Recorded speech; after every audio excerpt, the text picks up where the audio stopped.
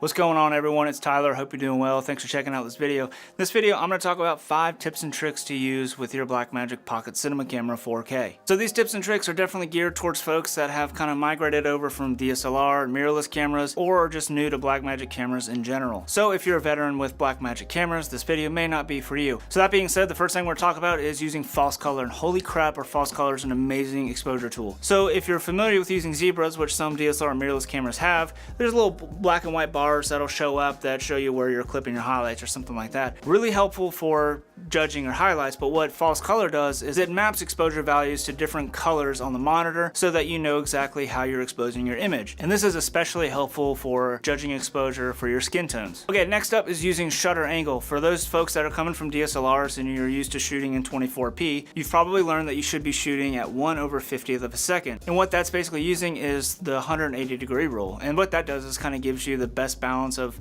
shutter speed for motion blur and all that kind of stuff. So on the pocket camera, instead of using shutter speed, you can actually set it to shutter angle and you can keep it at 180 degrees. So no matter if you're shooting at 24 frames per second or if you're going to do off-speed stuff like 52 frames per second or something like that, or whatever creative choice you have, in the background it's adjusting that shutter speed for you so you don't have to think about that when you adjust your frame rate. Now if you're just using the high frame rate button that's right above the zoom button on the back of the camera, it actually does adjust your shutter speed for you. But if you're doing off-speed frame rates and stuff like that for whatever creative choice, having that shutter angle, it kind of does the math in the background for you. So it's super helpful and it's just one less step you have to worry about. Okay, number 3 is using the preset menu. And this is probably the most used menu on the Blackmagic Pocket Cinema Camera 4K, at least for me. And I haven't seen a lot of people talk about the preset menu, but what this does is it basically allows you to save a ton of different presets throughout the camera, kind of like having the custom function buttons on a DSLR. Say like on this 5D Mark IV right here, you have this C1, C2, and C3. When you save a preset, it saves every single setting that camera has at the time, and I'm talking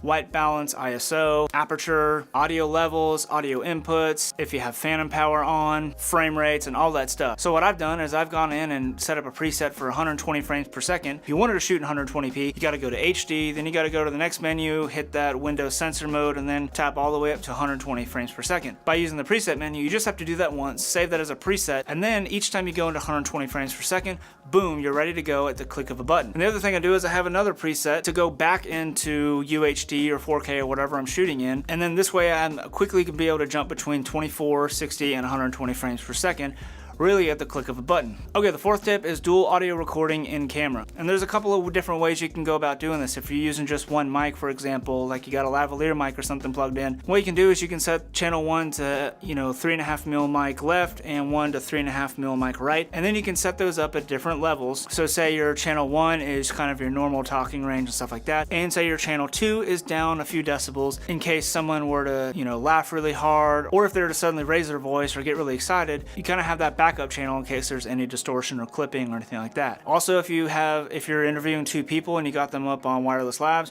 you can run one pack into the 3.5mm jack, and with adapters you can run the second wireless pack into the XLR port, and then you have control over your audio separately that way as well. So having 2 audio inputs is extremely helpful and useful in certain situations where you're recording audio and you don't necessarily have the luxury of having an external recorder or having someone else do an audio for you. Okay, the 5th and final tip is using the preset buttons up on the top. And basically what this allows you to do is to turn certain presets on and off. From what I can tell, you can't turn on and off presets from the preset menu, but you can toggle different presets that you can set up within the little custom button setup menu. What I do is I use the 3 buttons to toggle on and off certain features of the camera, like false colors and zebras and focus peaking and stuff like that. So like I said in the first tip, using false color, I've got false color set up on one of the presets to toggle that on and off, just so I can set my exposure, and then just throughout the scene or whatever, I can kind of flip that on real quick just to make sure that nothing else has changed, especially if I'm outside and the lighting environment changes.